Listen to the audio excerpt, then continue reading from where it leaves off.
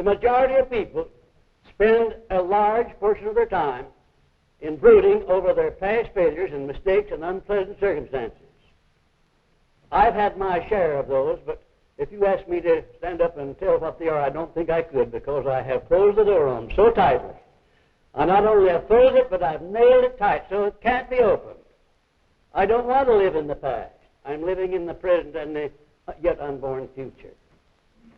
It took discipline for me to learn to close the doors on my past. But I did muster up that discipline. And next, discipline yourself to develop a success consciousness by seeing yourself already in possession of everything you need to make you a success. In other words, a success consciousness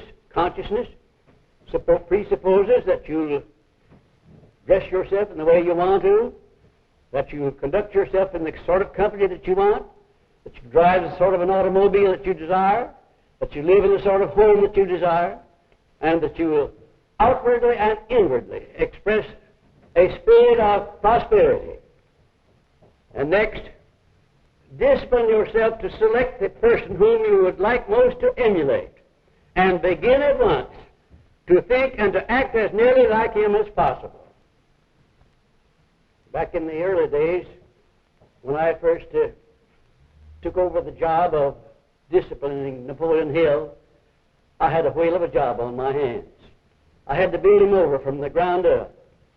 And I formed my invisible counselors as described in Think and Grow Rich, made up of all of the great men whom I admired most. And I started holding evening councils with those men as described in Think and Grow Rich. And I want to tell you that these meetings, imaginary as they were, became so real after a while that these characters whom I had chosen to become mastermind allies of me became so real that I could see them walk in and seat themselves at the table. And I carried this on until finally it became so realistic that I discontinued it, because I got to the point where I didn't know whether I was seeing the actual people or not. But it did a wonderful thing.